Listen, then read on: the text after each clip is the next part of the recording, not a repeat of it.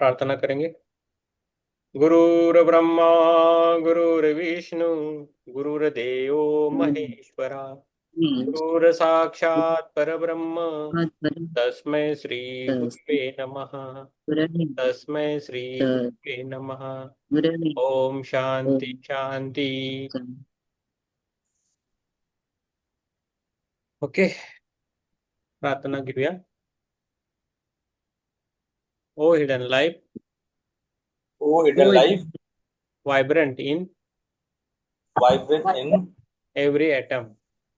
every item. O hidden light, O hidden light, shining in shining in every creature.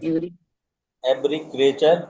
O hidden love, O hidden love, embracing embracing all in oneness. all in oneness. May all May all who feel themselves who feel themselves as one with thee as one with thee know they are know they are therefore therefore one with every other। one with every other. हे गुप्त जीवन, हे गुप्त जीवन, जो हर परमाणु में जो हर परमाणु में स्पंदित है। स्पंदित है। हे गुप्त प्रकाश, हे गुप्त प्रकाश, जो हर जीव में चमक रहा है। जो हर जीव में चमक रहा है। हे गुप्त प्रेम, हे गुप्त प्रेम, जो सबको जो सबको एकत्व में समेटे हुए हैं। एकत्व में समेटे हुए है। जो भी स्वयं को तेरे जो भी स्वयं को तेरे साथ साथ एक रूप महसूस करे, एक रूप महसूस करे, वे जान ले कि वे जान लें कि वे अन्य सभी के साथ भी एक है। वे अन्य सभी के साथ भी एक हैं। यस, थैंक यू, धन्यवाद। अभी हम कर रहे कुंडलिनी योग किताब स्वामी जी सत्यानंद सरस्वती ने लिखी है। योग पब्लिकेशन ट्रस्ट, मुंगेर, बिहार, भारत से है। और अभी हम आ गए हैं, यस, अध्याय 8वां, खतरे एवं सावधानियां। इधर तक हम आ गए हैं। ओके, तो आगे करेंगे। अ, खतरे और सावधानियां, पेज नंबर 63 है। ओके, पेज नंबर 63 है। अ, करेंगे। मनुष्य के जीवन में कुंडलिनी जागरण एक बहुत ही महत्वपूर्ण, आनंदप्रद एवं ऐतिहासिक अनुभूति होती है, जो आप साधारणतः देख पाते हैं अथवा तो इंद्रिया द्वारा अनुभव अनुभव कर पाते हैं। यदि कहीं उससे अधिक कुछ देख या अनुभव कर पाए तो निश्चित ही आप आगे चले। किंतु साथ ही साथ यदि आपको इस प्रकार के अनुभव बिना आवश्यक तैयारी के हो तो आप चौंक जाएंगे, डर जाएंगे, एक भ्रमित हो जाएंगे। इसलिए कुंडलिनी जागरण में पूर्व चक्रों के हल्के जागरण का अनुभव करना अच्छा है। आजकल यदि हम बहुत तेज रफ्तार से जा रही किसी कार में सफर करे तो हमें कुछ भी असाधारण नहीं लगता। परंतु यदि 100 साल पहले, जबकि मनुष्य इतनी तीव्र गति की कल्पना से परे था, यदि कोई व्यक्ति अधिक गति से सफर करता तो उसे चक्कर आ जाता। उसी प्रकार यदि जागरण अकस्मात हो जाए एवं हम उस तरह के अनुभव से परिचित न हो तो शायद मानसिक संतुलन ही बिगड़ जाए। आप अनुभूति के मूलभूत परिवर्तनों अथवा अचेतन स्तर के संस्कारों के चेतन पर उभरने पर उन्हें बर्दाश्त न कर सकेंगे। परंतु यदि आप अपनी हठ योग तथा ध्यान का अभ्यास किया है तथा हल्के जागरण का अनुभव अपने पहले हो चुका है तो आप स्थिति से ठीक से निपट लेंगे। जब षट कर्मों एवं हठ योग के अभ्यासों द्वारा शरीर का पूर्णतः शुद्धकरण हो जाता है, मन मंत्र जप के द्वारा शुद्ध हो जाता है, जब प्राणायाम के द्वारा प्राणों पर नियंत्रण प्राप्त हो जाता है एवं आहार शुद्धता योग्य हो जाता है, तब कुंडलिनी जागरण भी बिना किसी समस्या तो खतरे के होता है। किंतु जिन्होंने प्राथमिक तैयारियां नहीं की है तथा जो उपयुक्त आहार नहीं लेते तथा कुंडलिनी जागरण के इच्छुक होते, उनके लिए समस्या अवश्य उत्पन्न हो सकती है, क्योंकि उन्हें उस असीमित शक्ति के नियंत्रण तथा प्रयोग की विधि का ज्ञान नहीं है, से वे जागरूक करना चाहते हैं। ठीक है। खतरे की आशंका कहाँ तक, ये हम पढ़ेंगे अभी। यस, अभी इस सुप्रिया मैम आप पढ़िए। Okay. Page number page 6। Number 64। हाँ। खतरे की आशंका कहाँ तक। कुंडलिनी जागरण के खतरों या उसके द्वारा लोगों के पागल हो जाने अथवा विकृत शक्तियों की प्राप्ति के विषयों में जितने मुंह उतनी ही बातें हैं, परंतु सारा जीवन ही तो खतरों से भरा हुआ है। यहाँ तक कि कुंडलिनी के मार्ग में होने वाले खतरों से कई अधिक विपत्तियों एवं खतरों का सामना तो हम दैनिक जीवन में करते हैं। प्रत्येक बार सड़क पार करते समय या कार अथवा हवाई जहाज में यात्रा करते समय हमें खतरा उठाना पड़ता है। अपनी वासनाओं, तृष्णाओं या महत्वाकांक्षाओं की पूर्ति के लिए हम प्रतिदिन बिना दो बार सोचे न जाने कितने खतरे मोल लेते हैं। तब जीवन के अंतिम लक्ष्य सर्वोच्च चेतना की प्राप्ति हेतु खतरा कहकर पीछे हट जाना कहाँ तक उचित है। क्या कोई स्त्री यह जानते हुए कि वह गर्भवती है, ऐसा सोचती है कि उसके लिए किसी बच्चे को जन्म देना खतरनाक हो सकता है। वह मर भी तो सकती है। हो सकता है कि उसे ऑपरेशन करवाना पड़े या जीवन भर के लिए उसका सौंदर्य नष्ट हो जाए अथवा वह गंभीर रूप से अस्वस्थ हो। क्या कभी ये सब सोचकर कोई स्त्री मां बनना नहीं चाहती? नहीं। तब कुंडलिनी जागरण के ही बारे में इस प्रकार से क्यों सोचा जाए। कुंडलिनी जागरण ही ईसा, कृष्ण, बुद्ध अथवा मोहम्मद का जन्म है। यह मनुष्य के जीवन की महान घटनाओं में से वैसे ही जैसे कि माँ के लिए एक बच्चों को जन्म देना, यह उसके जीवन की सबसे महत्वपूर्ण घटनाओं में से एक होता है, चाहे इसका परिणाम कुछ भी हो। उसी प्रकार कुंडलिनी जागरण भी योगी के जीवन की महत्वपूर्ण घटनाओं में से एक होता है। Page number 65। चाहे इसका परिणाम कुछ भी हो, यह मानव जीवन का अंतिम लक्ष्य है, तो फिर हम क्यों ना इसके लिए प्रयत्न करें। बिना खतरों से खेले जीवन में कुछ भी प्राप्त नहीं किया जा सकता। प्रत्येक महान योगी, वैज्ञानिक, आविष्कारक या सहायक व्यक्ति ने खतरों का सामना अवश्य किया है। उसके बाद ही उसके कोई आविष्कार, खोज अथवा प्रगति की है। जो लोग खतरों के विषय में बातें करते हैं, उसका सोचते हैं, वे डरपोक है। उन्हें तो योग का अभ्यास भी नहीं करना चाहिए। उनके लिए यही अच्छा है कि वे खाए पिए मौज करे, यह आत्मज्ञान प्राप्त किए बिना ही मर जाए। लोग मजा, खेल अथवा चेतना की विभिन्न अवस्थाओं की प्राप्ति के लिए जो करते हैं, वह कुंडलिनी जागरण के अभ्यासों से कम खतरनाक तो नहीं है। अनेक लोगों द्वारा दैनिक जीवन में उपयोग किए जाने वाले LSD, हशीश, भांग अथवा अल्कोहल के सेवन से होने वाले खतरे कुंडलिनी जागरण की से ज्यादा है। इतना तो निश्चित है कि कुंडलिनी योग के अभ्यासों से चेतना का विकास अवश्य भावी है, जो इन नशीली वस्तुओं के सेवन से होने वाली अधोगति की अपेक्षा कहीं अधिक सुरक्षित, सरल, समझने योग्य एक एवं स्थायी होगा। कुंडलिनी विज्ञान की अपनी अलग आंतरिक सुरक्षा व्यवस्थित है। यदि आप आसन अथवा प्राणायाम का अभ्यास गलत ढंग से करें, तो आपको इसका अभ्यास स्वयं होने लगेगा और आप अभ्यास रोकने के लिए बाध्य हो जाएंगे। उसी प्रकार जब कुंडलिनी जागरण होता है और आप उसके लिए तैयार न हो, तो प्रकृति आपके रास्ते में रुकावटें पैदा करती है।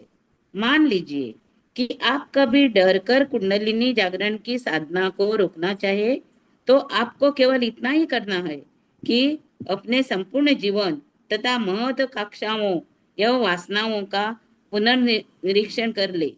यदि आप आत्यंतिक अंतर्मुखी प्रवृत्ति के नहीं है, तो बिना किसी भय के कुंडलिनी योग के मार्ग पर चल सकते हैं। अत्यधिक संवेदी, लज्जाशील अथवा काल्पनिक संसार में विचारने वाले के लिए कुंडलिनी योग का अभ्यास परेशानी वाला या खतरनाक भी हो सकता है। Page number 66। ऐसे लोगों को कुंडलिनी योग अथवा आंतरिक शक्ति के जागरण का प्रयास तब तक नहीं करना चाहिए जब तक कि वे आत्मनिर्भर होकर विश्वास के साथ बाहरी दुनिया का सामना करने के योग्य न हो जाए। यही बात डरपोक या पराश्रित लोगों पर भी लागू होती है। ऐसे सभी लोगों के लिए कर्मयोग का मार्ग है। उन्हें संसार में निस्वार्थ सेवा करनी चाहिए। यह अनासक्ति तथा सजगता को बढ़ाना चाहिए। गलतियों का भय। कुछ लोग डरते हैं कि कहीं कुंडलिनी किसी गलत नाड़ी से ऊर्ध्वगमन न कर जाए, परंतु इसमें डरने की कोई बात नहीं, क्योंकि यदि कुंडलिनी किसी दूसरी नाड़ी से चली गई तो सारा सर्किट ही फ्यूज हो जाएगा। यदि कुंडलिनी जागे और कोई एक चक्र जैसे लगाए स्वादिष्टान सुप्त हो तो कुंडलिनी केवल मूलाधार में ही चक्कर लगाएगी और उसी चक्र से संबंधित प्रवृत्तियों का विकास होगा। आप कुछ समय के लिए उच्च स्तर के पशु बन जाएंगे और शायद कुछ सिद्धियों के भी मालिक बन जाए। यदि चक्र में इससे अधिक कुछ रुकावट है तो लंबे समय के लिए शक्ति अवरुद्ध हो जाएगी, जिससे मनोवैज्ञानिक स्तर प्रभावित होगा। यदि कुंडलिनी प्रणिक नाड़ी पिघला में प्रवेश कर गई तो संपूर्ण मस्तिष्क में अव्यवस्था उत्पन्न हो जाएगी, लेकिन अधिकतर ऐसा होता नहीं है। प्रकृति ऐसी स्थिति में हस्तक्षेप करती है और जब तक सुषुम्ना का मार्ग साफ न हो चक्र खुलेगे ही नहीं और शक्ति ऊपर नहीं जा सकेगी। गलतियां होती है, किंतु साधारण व्यक्तियों से नहीं, क्योंकि वे कहीं कुछ गलत होने के बारे में भयभीत होते हैं। मान लीजिए कि वे अभ्यास कर रहे हो और अचानक महसूस हो कि वे सनकी हो रहे हैं, तो वे तुरंत अपना अभ्यास रोक देंगे। प्रत्येक व्यक्ति में इस प्रकार का भय होता ही है। कोई गलती भयंकर बन जाने के पहले ये व्यक्ति सतर्क हो जाता है, परंतु कुछ लोग बहुत मूड या सनकी होते हैं जो अभ्यासों को रोकते नहीं, चाहे कुछ भी हो जाए। ऐसे लोग दुष्परिणाम के बारे में सोचते तक नहीं और वे स्वयं कष्टों में गिर जाते हैं। Page number 67। कुंडलिनी जागरण और बीमारियां। यदि सभी आवश्यक शर्तों का पालन किया जाए तो कोई भी रोग आपको नहीं सताएगा। फिर भी कुछ लोग बहुत ही धैर्यहीन होते हैं। अगर वे पैसा कमाना चाहते हैं तो सोचते हैं कि एक ही रात में जल्दी से जल्दी कमा ले। उनका यही स्वभाव उनके आध्यात्मिक जीवन में भी लागू होता है। शीघ्र पैसा या साक्षात्कार। इसी बेसब्री में कभी कभी हम पूर्व तैयारियां भी अनदेखी कर जाते हैं। कुछ लोगों के निमांगन कमजोर रहते हैं, क्योंकि हठयोग के अभ्यास के अभाव में वे शरीर को स्वस्थ नहीं बना सकते। इसी प्रकार भोजन या शरीर के तापमान के परस्पर संबंध को न समझ पाने वालों की पाचन प्रक्रिया भी कुछ अनियमित हो सकती है। अंत पूर्व तैयारियों को ध्यान में रखना आवश्यक है। जिन लोगों को कष्ट होता है वह कुंडलिनी जागरण की वजह से नहीं, वरन उनके नाड़ी स्वस्थान के सुव्यवस्थित न रहने की वजह से होता है। हठयोग के द्वारा भौतिक शरीर की दोनों शक्तियों प्राण और मन को संतुलित रखना आवश्यक है। आधुनिक युग में भी लोगों का ऐसा विचार है कि मस्तिष्क की उच्च कार्य क्षमताओं को बढ़ाने के लिए अनुकंपी या परानुकंपी तंत्रिका मंडलों के बीच संतुलन होता अनिवार्य है। इन दोनों शक्तियों में असंतुलन होने से एक ही अधिकता और दूसरे की कमी हो जाती है, जिससे अंत व्याधियां पनपती है। अचेतन का बाहर पदार्पण। अभ्यास के दौरान आज्ञा चक्र में कुछ ऐसे जागरण हो सकते हैं जिनमें चेतना अचेतन मन की गहराइयों में प्रवेश कर जाती है। यह विभिन्न आकृतियां, प्रतीक या भूत पिशाच अथवा दिव्यात्माएं तक दिखलाई देने लगती है। बहुत सी असाधारण वस्तुएं दिखलाई पड़ेगी जो अपने मन की उपज है, वह जिन्हें अधिक महत्व नहीं देना चाहिए। अतीन्द्रिय चेतना के जागरण के साथ ही आपके व्यक्तित्व के प्रतीक अरे रे रे रे,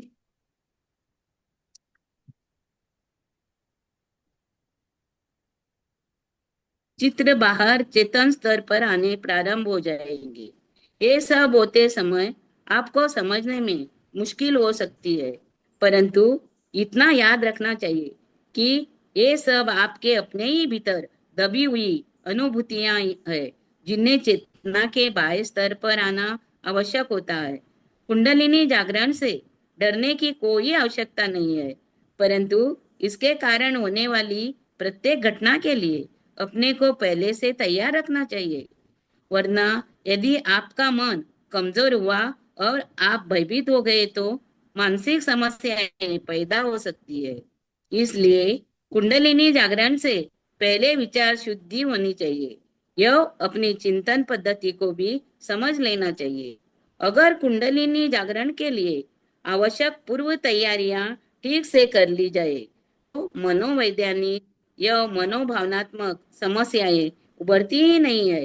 वास्तव में ये अनुभव भी कुंडलिनी जागरण के पूर्व ही होते हैं। लेकिन हाँ, कुंडलिनी जागरण होते समय यदि साधक आवश्यक नियमों का पालन न करे तो यह निश्चित है कि वह किसी मनोवैज्ञानिक समस्या का शिकार होगा। कभी कभी कुंडलिनी जागरण के समय होने वाली मानसिक स्थिति की तुलना किसी सनक अथवा विक्षिप्तता से नहीं करनी चाहिए। जब विस्फोट होता है तो हमारे भीतर जो भी था सब बाहर आने लगता है। यदि आपका व्यक्तित्व त्रुटिपूर्ण है तो वह उभर कर सामने अवश्य आएगा। अंत कुंडलिनी जागरण के प्रयास से पहले चेतना शुद्धि या मानसिक स्पष्टता अर्थात चित्त शुद्धि आवश्यक है। चेतना शुद्धि कोई धार्मिक नियम नहीं है। हो सकता है कि आपके मन में शुद्ध विचार हो, लेकिन आप शायद बिल्कुल पवित्र न हो। आप भले ही पवित्रता, धर्म, दया और उदारता के बारे में सोचें, किंतु आपके व्यक्तित्व के निचले स्तर की तह में उलझी हुई मानसिक समस्याएं यह द्वंद्व हो सकते हैं। मन जब समाधि अथवा ध्यान की अवस्था में होता है तो यह निचला स्तर उभर कर सामने आता है।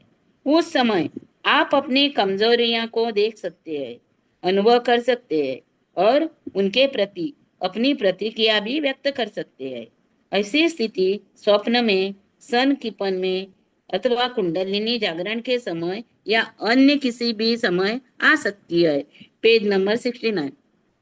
अतएव कुंडलिनी जागरण का प्रयास आरंभ करने के पूर्व सतत प्रयास द्वारा मन को बाधक संस्कारों से मुक्त करना आवश्यक है। इस हेतु सर्व प्रथम कर्म योग, भक्ति योग या राजयोग का अभ्यास हठ योग या ज्ञान योग के साथ करना चाहिए। पवित्र पवित्रता या अपवित्रता, यद्यपि मैं चित्त शुद्ध का निर्देश देता हूँ, किंतु मैं जानता हूँ कि बहुत से लोगों के मन में पवित्रता और अपवित्रता के विषय में एक विशेष धारणा है। वे सोचते हैं कि वे अपवित्र है और इसलिए उन्हें कुंडलिनी जागरण का प्रयास नहीं करना चाहिए। किंतु जरा सोचिए कि सूर्योदय होने पर अंधकार कहाँ जाता है। पवित्रता या अपवित्रता धर्म और समाज द्वारा निमित नैतिक धारणाएं है। कुंडलिनी का जागरण मनुष्य में शक्तिशाली प्रकाश का उदय है। यह सूर्य की तरह उदित होता है और जब वह क्षितिज पर आता है तो अंधकारा, पीड़ा, कष्ट, निराशा या अपवित्रता का कोई अस्तित्व नहीं रहता। यस, हो गया मैम। सिद्धियां या मैम हो गया मैम, थैंक यू। तो अभी हमने पढ़ा है वो डर किसके का कारण होता है, क्या क्या होता है हम्म, कुंडली के बारे में, गलतियां का भय, कुंडली जागरण और हम्म, बीमारियां, हम्म, अचेतन का बाहर पर्दापण, हम्म, पवित्रता एवं पवित्र, हमने अभी पढ़ा है। ओके, हम्म, हम्म, ठीक है। Yes, thank you ma'am. अभी ये डर निकलना चाहिए, उसके लिए हमें तैयारी कर रहे हैं। हम्म। तो कुंडलिनी जागरण के लिए डर के पीछे हट गए तो कुछ नहीं हो जाएगा। हाँ, हमें डर क्यों लगता है? जैसा हमारा वो थर्ड आई ओपन होता है या दिखने लगता है ना हमें कुछ ज्यादा, तो उसका हम्म, उसके कारण है ना, हमें डर ज्यादा लगने लगता है, तो मूलाधार पर भी हमें काम करना पड़ता है, तो मूलाधार से काम डर निकलता है। तो हमें हम्म, आजकल वो डर के लिए जो घबराते हैं ना, उसके लिए हमें काम करना पड़ेगा, उसके काम लिए करना, ध्यान भी करना। ठीक है, थैंक यू। चक्रों का काम करना पड़ेगा। हाँ। यस, थैंक यू मैम, आपका हो गया। राम प्रसाद जी, आप पढ़ेंगे सिद्धि और एवं अहंकार। ठीक है सर। हाँ, पढ़िए। सिद्धियां एवं अहंकार। कुछ वर्षों तक कुंडली योग के अभ्यास के पश्चात जब साधक को लुभावनी अनुभूतियां होने लगती हैं, तो वह अपने आप को सबसे श्रेष्ठ एवं कभी कभी तो भगवान ही समझने लगता है। इससे बचने के लिए शिष्यत्व स्वीकार शिष्यत्व स्वीकार करना आवश्यक है। शिष्य तो हमेशा शिष्य ही रहता है। उसके लिए इस क्षेत्र में कोई पदोन्नति नहीं हो सकती। अनेक लोग सोचते हैं कि 12 वर्षों तक शिष्य रहने के पश्चात वे गुरु बन जाएंगे, परंतु यह सही नहीं है।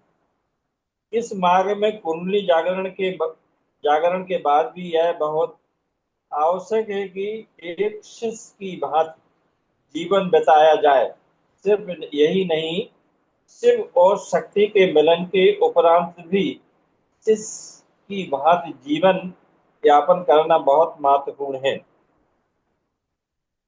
कुंडली योग का लक्ष्य है सर्वोच्च चेतना एवं आत्मज्ञान के प्राप्ति है। किंतु यदि आप कुंडली की लुभावनी अनुभूतियों में, पेज नंबर 70, अनुभूतियों में खो गए तो आत्मज्ञान से वंचित रह जाएंगे। साधना काल में एक ऐसी अवस्था भी आती है जब मन अत्यधिक क्रियाशील हो जाता है। ये एवं टेलीपैथी, दूरदृष्टि, सम्मोहन, आध्यात्मिक चिकित्सा इत्यादि सिद्धियां मिल जाती हैं। कुछ लोग इन सिद्धियों का दिव्य मानते हैं और उनको और अपने आप को भगवान ही समझने लगते हैं। तब वे यह कहकर विभिन्न प्रकार के हास्यास्पद चमत्कार दिखाना आरंभ कर देते हैं वे कि ऐसा वे लोगों से भले के लिए कर रहे हैं। इससे उनका अहंकार बढ़ता है और समय के साथ ही साथ उनकी अज्ञानता भी बढ़ती जाती है। यहीं पर सबसे अधिक खतरा है तथा यहाँ बहुत से साधक फंस फंस जाते हैं। उनमें अहंकार बहुत बढ़ जाता है और बड़प्पन की भावना घर कर जाती है। वे इससे दूर नहीं हो पाते। वे सब कुछ अतीन्द्रिय शक्तियां गलत नहीं है, किंतु साधकों को ध्यान में रखना चाहिए कि यदि वे अनुशासित न रहे तो उनकी आध्यात्मिक चेतना पूरी तरह से समाप्त हो जाएगी। जिस प्रकार लोग संपत्ति, सुंदरता अथवा बुद्धि में खोए रहते हैं, ठीक उसी प्रकार लोग इन शक्तियों के लोभ में फंस जाते हैं।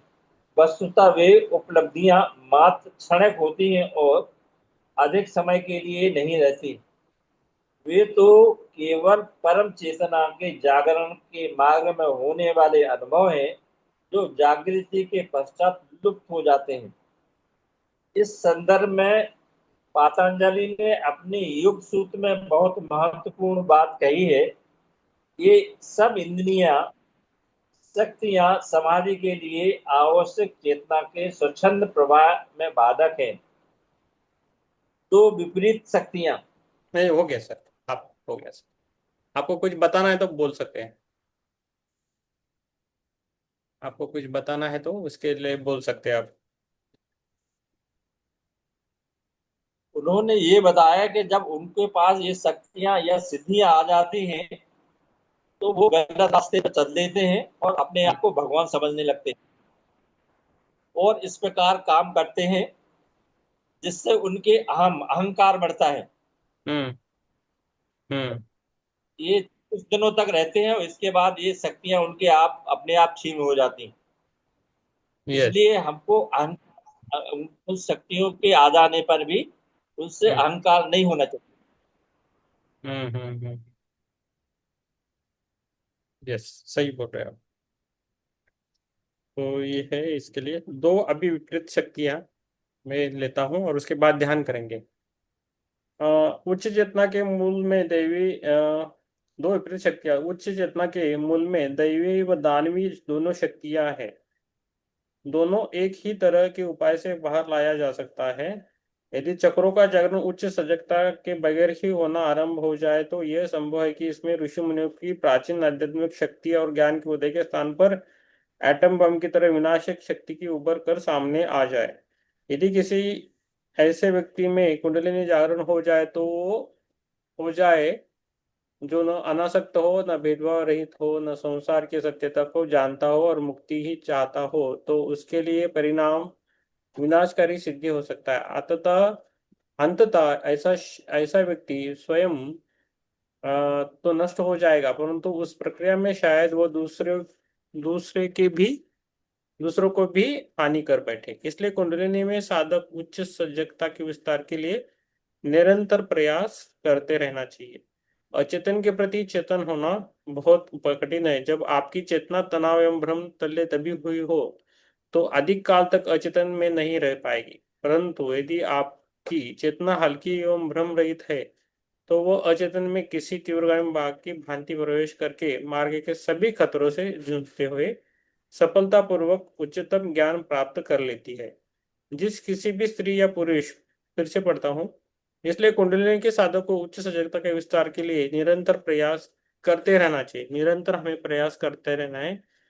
ओके, एक दिन नहीं है ऐसा, एक दिन करना नहीं, ऐसा नहीं। अचेतन के लिए प्रति चेतन होना बहुत कठिन है। जब आपकी चेतना तनाव एवं भ्रम तले दबी हुई है तो अधिक काल तक अचेतन में नहीं रह पाएगी, परंतु यदि आपकी चेतना हल्की और भ्रम रहित है तो वह अचेतन में किसी तीव्रगामी भाग के प्रांति प्रवेश करके मार्ग के सभी खतरों में जूझते हुए सफलतापूर्वक उच्चतम ज्ञान प्राप्त कर लेती है।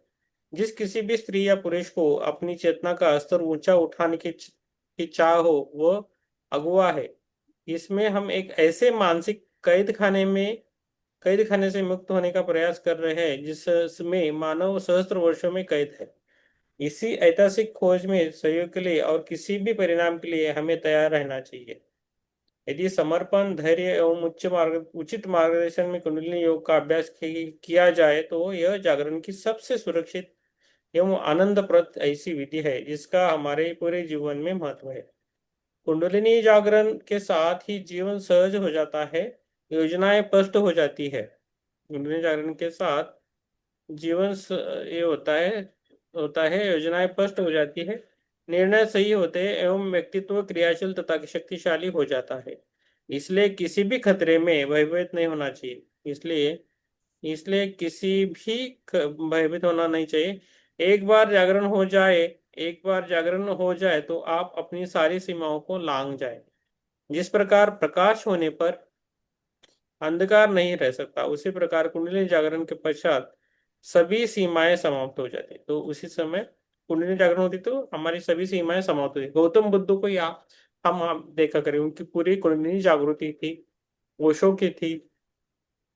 अभी जो ये है सदगुरु जी है, उनकी भी कुंडली जागृत है। ओके, आजकल ये है, तो हम इधर रुकेंगे। थैंक यू सभी को, आपको। तो आज ऐसा कुछ ये नहीं आया, इंट्यूशन नहीं आया, लेकिन हमें लग रहा है कि हम जो अभी पढ़ा है उसके लिए ध्यान करें। जो डर है, जो डर निकलना चाहिए। हमें भी डर लगता है कभी कभी, अंधेरे में रात में ध्यान करने के टाइम। उसको डर को निकालना। आधे रात को मैं ध्यान नहीं कर पाता, डर लगता है रात का, पता नहीं। 4 बजे के बाद, 5 बजे के बाद अच्छा लगता है।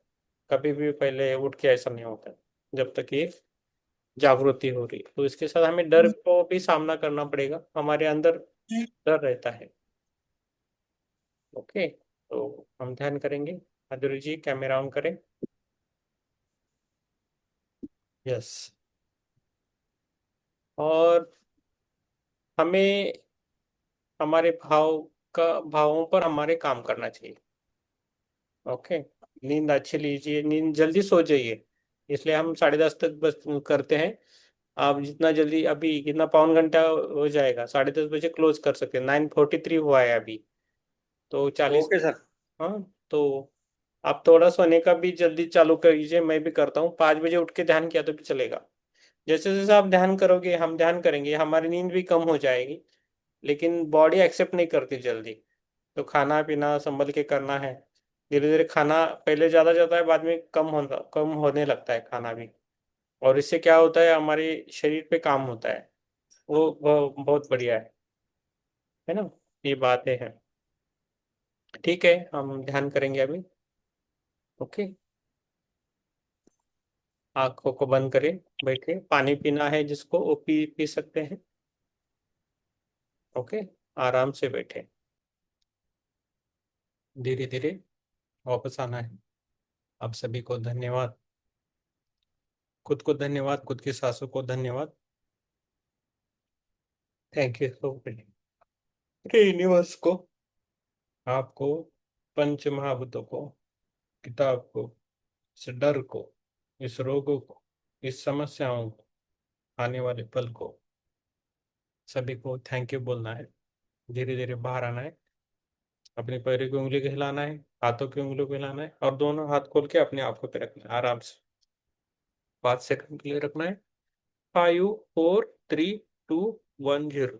और धीरे धीरे बाहर आना है। आप सभी को थैंक यू, धन्यवाद। ओके। यस, ऐसा भी करना है। यस। यस, आपको कैसा लगा बोल सकते हैं, या ग्रुप में डाल सकते हैं। मैंने नहीं लिया ध्यान, जो है वो किया है। मैं तो एक जरिया हूँ इन बिटवीन, बाकी सब अपने आप होता है।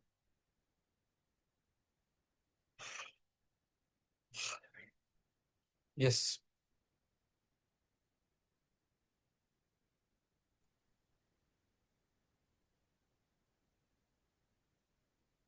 चालू कर देंगे। हम्म। यस, बोल सकते हैं आप। आत्मवंदन मास्टर। आत्मवंदन। ध्यान अच्छा और गहरा रहा sir. Thank you okay. Thank you. Yes, thank you ma'am. Starting में थोड़ा एक वैसे कुछ लग रहा था, सर भी थोड़ा ऐसे हेवी लग रहा था कुछ, तो रात में हल्का हल्का। हाँ। ओके। हम्म। यस, बोलिए। राम प्रसाद जी, माधुरी जी। आत्मनंदन सर। आत्मवंदन। ध्यान बहुत अच्छा और गहरा रहा। हम्म। बहुत सुंदर, बहुत ही जबरदस्त रहा सर। हम्म। लास्ट में एक क्या बोलते, रीढ़ की क्या वो है, उसमें बड़ा एक झटका लगा, बहुत जोर से झटका लगा है। हम्म। ओके। और बढ़िया रहा। ऊर्जा का महसूस अभी भी हो रहा है। Okay, very good. Thank you, thank you. Okay okay sir. Very good. Sandeep ji, बोलिए। आत्मानंद सर, मैंने हाँ। गोल्डन लाइट पैर में से बाहर निकलती हुई देखी। हाँ, वेरी गुड। वेरी एकदम गुड। गोल्डन लाइट में वो प्रकाश दिखा, यस। दोनों पैर से वो निकलता हुआ देखा। यस। हाँ। ये तो मुझे भी महसूस हुआ है कि सिर से वो बाहर पैरों से निकलता हुआ ऊर्जा। Very good. हम वेरी गुड बोल सकते हैं। नाइस। यस। आप लिखे ग्रुप पे, बोलो संदीप पंखा। जी और राम प्रसाद जी। माधुरी जी ने ऑलरेडी लिखा हो। यस, ज्योति मैम।